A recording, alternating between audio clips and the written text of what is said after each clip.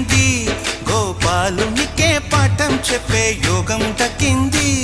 ఆ పాల పుంతని వల వేసి వరించే ఈ పూల పుంతలో పులకింతలు పుట్టించే నీ రసికతకే వేస్తా నా ఓటు, నా అలసటతో వేస్తా ఓటు. చిన్నగా చిన్నగా చిన్నగా మది కన్నులు విప్పిన కన్నెగా నీ మగసిరికే వేస్తా నా ఓటు.